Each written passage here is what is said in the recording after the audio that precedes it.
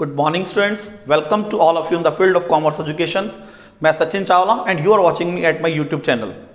बच्चों, आप लोगों ने कॉमर्स स्ट्रीम सेलेक्ट की है जिसमें आपका एक सब्जेक्ट है accountancy. One of the easiest subject of commerce stream, बहुत इंटरेस्टिंग है। एक ऐसा सब्जेक्ट जिसके बारे में आपको समझने में कोई भी परेशानी नहीं आने वाली बेटा। मैं ऐसा इसलिए कह रहा हूं, ये सब्जेक्ट मैंने कहा इजी है, मैंने कहा इंटरेस्टिंग है।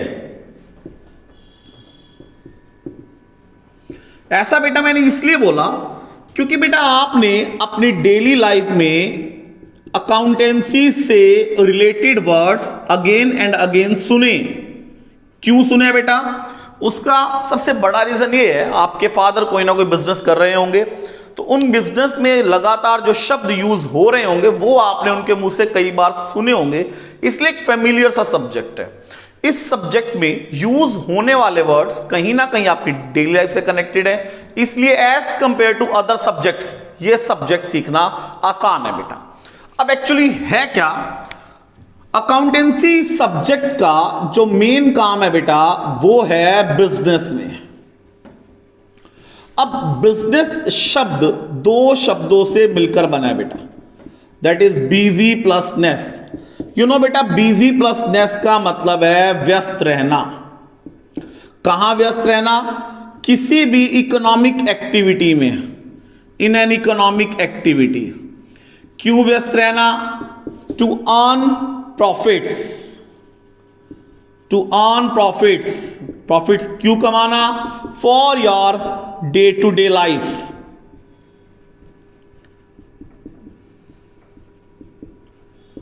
मैंने अकाउंटेंसी शब्द को बिजनेस शब्द से स्टार्ट किया बेटा। एक्चुअली जब तक हमें बिजनेस का ही मीनिंग क्लियर नहीं होगा हम अकाउंटेंसी को नहीं समझ सकते। मैंने बिजनेस के बारे में कहा बेटा दो शब्दों से मिलकर बना है, busy plus ness. You know, व्यस्त रहना। कहां व्यस्त रहना? किसी भी इकोनॉमिक एक्टिविटी में, किसी भी इकोनॉमिक एक्टिविटी में। क्यों? ताकि प्रॉफिट्स कमाए जा सके। किस लिए? हमारी डे टू डे लाइफ के लिए। यानी business means to remain busy in an economic activity, to earn profits, to meet day to day expenses of our life. ये मैंने अभी तक आपको बिजनेस का इंट्रोडक्शन दिया। अब बात आती है कि बिजनेस में अकाउंटेंसी का रोल क्या है, उसके बारे में सुनिए बेटा। अब अकाउंट्स का काम क्या है बिजनेस में बेटा? बिजनेस में in a day number of transactions होती है बेटा, नंबर ऑफ ट्रांजैक्शंस। अब बच्चा कहता सर ये ट्रांजैक्शंस क्या है? मी टॉकिंग अबाउट लेन देन बेटे, यानी कुछ लेना और कुछ देना, दैट इज ट्रांजैक्शंस। तो मैं यहां ट्रांजैक्शंस की बजाय भी बिजनेस ट्रांजैक्शंस वर्ड का इस्तेमाल करूंगा। नंबर ऑफ बिजनेस ट्रांजैक्शंस होती हैं एक बिजनेस में। इन सभी ट्रांजैक्शंस को याद रखना is not an easy task बेटा। आप इन ट्रांजैक्शंस को कैसे याद रख लोगे? 365 days in a year there are बेटा, 365 डेज। अगर इन अ डे 10 ट्रांजैक्शंस भी हो तो पूरे साल की 3650 ट्रांजैक्शंस बन जाती हैं। 3650 ट्रांजैक्शंस को बिना कहीं लिखे हुए याद रखना आसान नहीं है। आप इस बात को यूं समझ लीजिए, मान लीजिए मैं आपको 10 मोबाइल नंबर्स दे देता हूं इमीडिएटली और आपको कहता हूं इसे रिकॉर्ड ना करें, इसे कहीं लिखे ना, और जस्ट इसे आप याद रखिए। It's not possible for all of us. आप देखिए इसी कमी के कारण मोबाइल में भी कॉन्टेक्ट्स के लिए मेमोरी दी जाती है और वहां हम अपने सारे कॉन्टेक्ट्स को सेव करते हैं, और आप सोच के देखिए आपको उसमें से कितने मोबाइल नंबर्स याद हैं। सेम प्रॉब्लम बिजनेस में आती है बेटा। बिजनेस में क्या प्रॉब्लम है? इतनी सारी ट्रांजैक्शंस होती हैं, उन सभी ट्रांजैक्शंस को याद रखना हमारे लिए आसान नहीं है।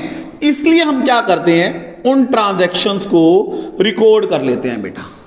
रिकॉर्ड करना मतलब लिख लेना, और हम उन्हें अकाउंट्स में एक सिस्टमैटिक मैनर में लिखते हैं बेटा। Recording in a systematic way, एक अच्छे ढंग से, और यू कैन से एक साइंटिफिक वे से। ये मैं आपको बताऊंगा कि साइंटिफिक वे है क्या। तो बेटा उससे क्या होता है, at the end of the year हमें अपने बिजनेस की परफॉर्मेंस का, अपने बिजनेस के रिजल्ट्स का पता लग जाता है। तो ये काम है बेटा अकाउंटेंसी का। पिछले 4-5 मिनट में मैंने आप लोगों को बिजनेस का मीनिंग क्लियर किया और अकाउंट्स की नीड के बारे में बताया कि क्यों अकाउंटेंसी की नीड पड़ती है बिजनेस में। शायद आपको मेरी बात समझ आ रही होगी। मैंने बताया कि बहुत सारी ट्रांजैक्शंस को याद नहीं रखा जा सकता, इसलिए उन ट्रांजैक्शंस को कहीं ना कहीं रिकॉर्ड किया जाता है, और जब उन ट्रांजैक्शंस को रिकॉर्ड किया जाता है तो उसे बेटा अकाउंट्स कहते हैं। अब हम बात करते हैं अकाउंटेंसी के एक मीनिंग को लेकर कि सर अकाउंटेंसी का एक फॉर्मल मीनिंग क्या है, ताकि कभी कोई हमसे पूछे तो हम उन्हें एकदम से रिप्लाई कर सके। जस्ट लुक एट हियर बेटा, आप अपनी नोटबुक के साथ पेन के साथ रहें, और जो चीज आपको लगे कि लिखने लायक है, आप उसे याद नहीं रख सकते, इमीडिएट उसे नोट डाउन करें ताकि आपको फ्यूचर में कोई प्रॉब्लम ना हो। अकाउंटेंसी बेटा, it means to record transactions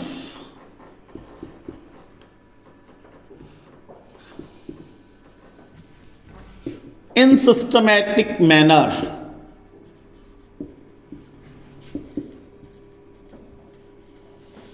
to ascertain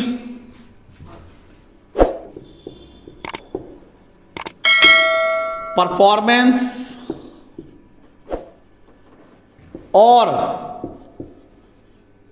results of an enterprise, or you can say it tell us how to prepare books of accounts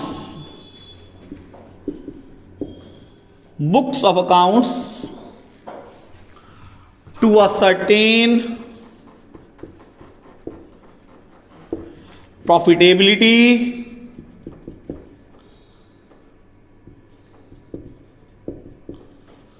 and financial position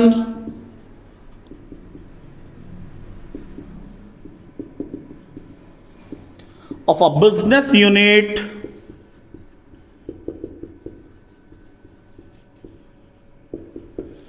at the end of an accounting year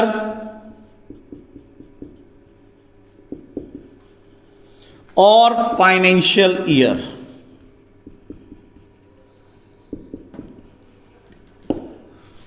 मैंने आपके सामने board पे 2 routine से meaning लिखे हैं accountancy के। अभी मैं आपको ज्यादा टेक्निकल बातों की ओर लेकर नहीं जाऊंगा, सिंपल सी बातें 2 बोर्ड पर लिखी हुई हैं। आप देखिए, मैंने पहला मीनिंग आपको समझाया, to record transactions in a systematic manner, एक सिस्टमैटिक वे में ट्रांजैक्शंस को रिकॉर्ड करना। अभी समझाया था मैंने ट्रांजैक्शंस, लेन देन, व्यापार में नडे बहुत सारे लेन देन होते हैं, उनको लिखना ताकि हम अपने बिजनेस के रिजल्ट्स को कैलकुलेट कर सके। फिर मैंने दूसरा मीनिंग बताया, क्योंकि अकाउंटेंसी को लेकर मच बेटर मीनिंग यही है बेटा। अकाउंटेंसी हमें बताता है how to prepare books of accounts, कि अकाउंट्स की बुक्स को कैसे बनाया जाए, अकाउंट्स को सिस्टमेटिक वे से कैसे मेंटेन किया जाए, ताकि हर साल के एंड में हमें अपने बिजनेस की प्रॉफिटेबिलिटी कि पूरे साल में हमने क्या कमाया या क्या हमें नुकसान हुआ, और हमें अपने बिजनेस की फाइनेंशियल पोजीशन का मतलब है कि साल के एंड में हमारे ऊपर कर्जा कितना है, हमारी एसेट्स कितनी है, हमारे बिजनेस में हमारी कैपिटल कितनी है, हमने किससे कितने पैसे लेने हैं या किसके कितने पैसे देने हैं। इन सभी बातों का पता हमें अकाउंट्स बनाने से चलता है बेटा। ये मैंने आपको अकाउंटेंसी के मीनिंग के बारे में समझाया।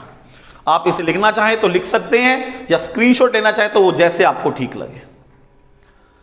अब मैं आप लोगों को बेटा अकाउंटेंसी के अंदर एक चार्ट के थ्रू समझाऊंगा कुछ एक ऐसे शब्दों के बारे में जो इस सब्जेक्ट में अगेन एंड अगेन यूज होते हैं बेटा।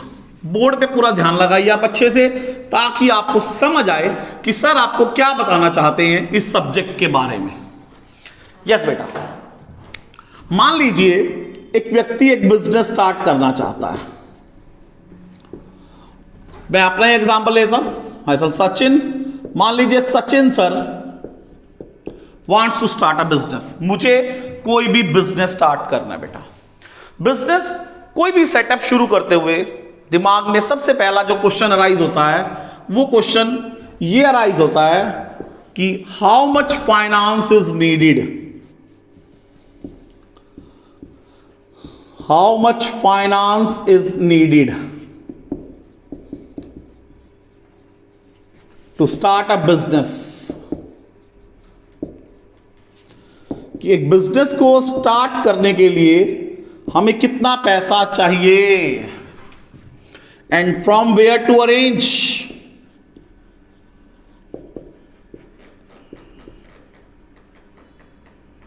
Arrange this finance.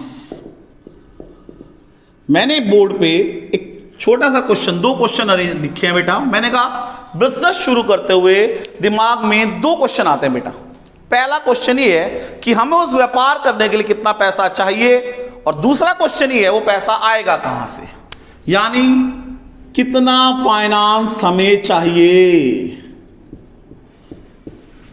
कितना पैसा चाहिए टू स्टार्ट अ बिजनेस, और पैसा आएगा कहां से।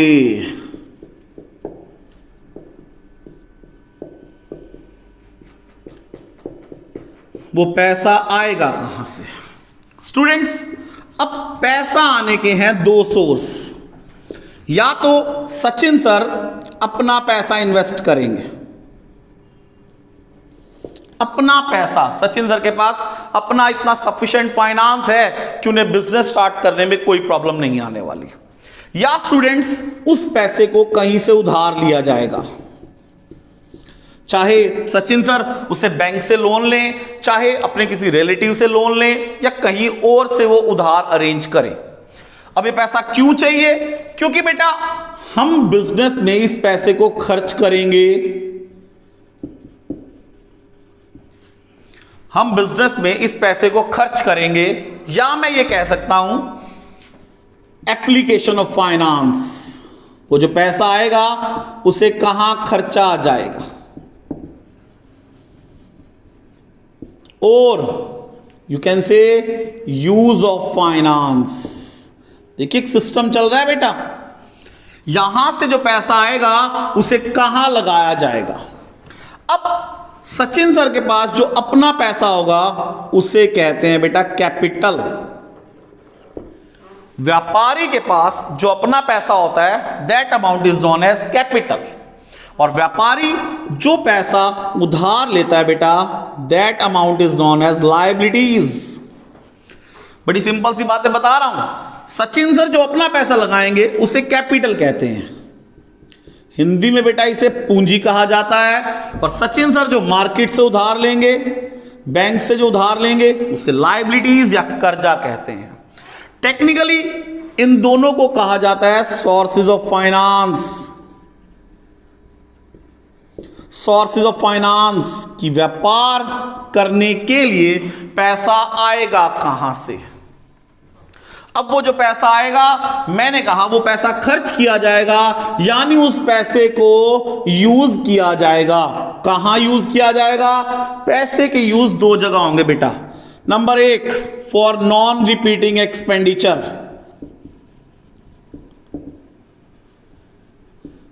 यानी ऐसे खर्चे जो बार बार नहीं होने। बार बार कौन से खर्चे नहीं होने? अब बिजनेस करने के लिए आप बिल्डिंग लेंगे, एक बार लेंगे बेटा। बिजनेस करने के लिए आप फर्नीचर लेंगे, सिंगल टाइम लेंगे बेटा।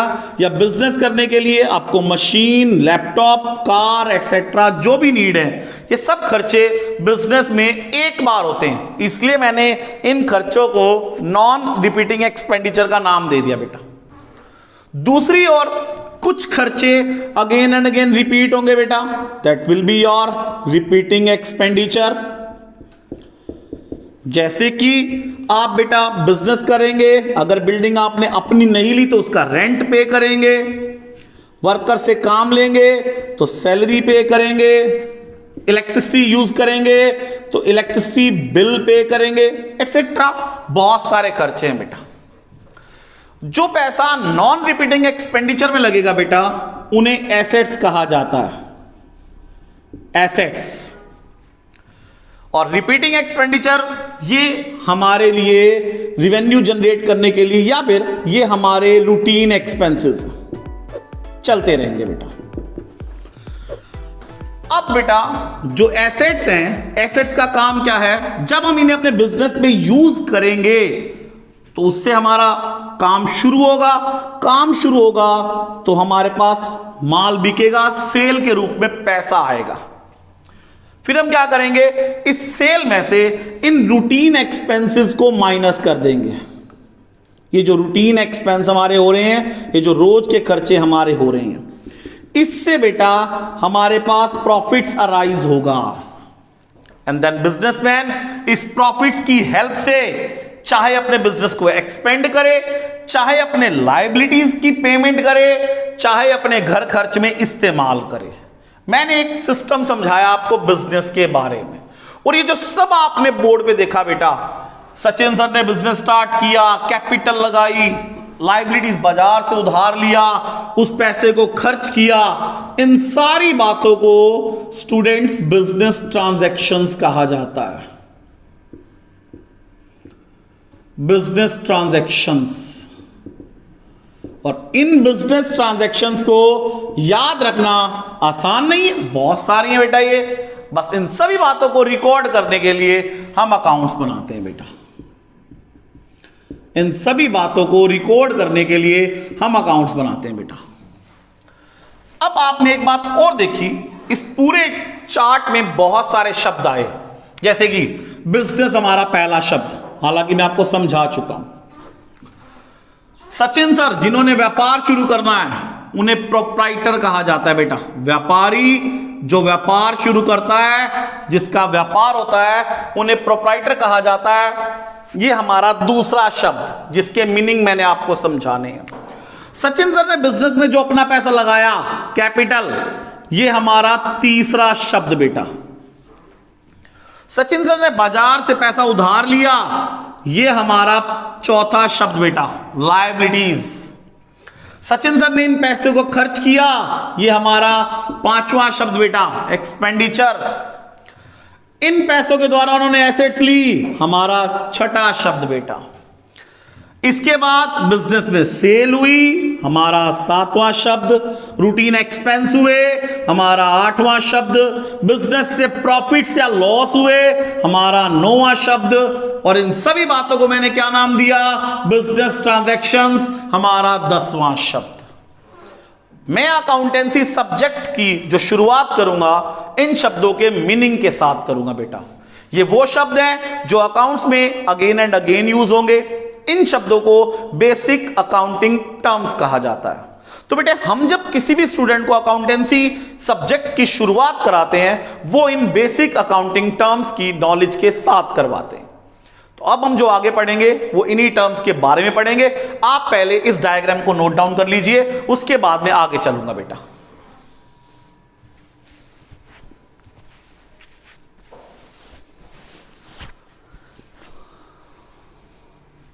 यस बेटा, मैंने अभी आपको एक चार्ट की हेल्प से बेसिक टर्म्स का इंट्रोडक्शन दिया। तो मैं आपको बता दूं, जो शब्द मैंने आपको बताए, क्या पता आपने नोट ना किया तो दोबारा लिखता हूं। मैंने आपको बिजनेस का meaning, proprietor, capital, liabilities, assets, expenditure, sales, expenses, profit या लॉस, बिजनेस ट्रांजैक्शंस, इन 10 शब्दों के बारे में थोड़ा बहुत बताया बेटा। और ऐसे ही बहुत सारे और शब्द हैं एंड मैनी मोर जो अकाउंटेंसी में अगेन एंड अगेन यूज होते हैं। मैं अपने कमिंग वीडियोस में इन सभी टर्म्स को बहुत आराम से और बहुत अच्छे से एक्सप्लेन करूंगा। आप अभी खुद कोशिश कीजिए इन टर्म्स का मीनिंग लिखने की, कि सचिन सर ने आज जो चार्ट समझाया है, हमने जो सुना है, आप उन्हें अपने शब्दों में लिखिए। नेक्स्ट वीडियो में हम इन्हीं को डिस्कस करेंगे। Thank you students.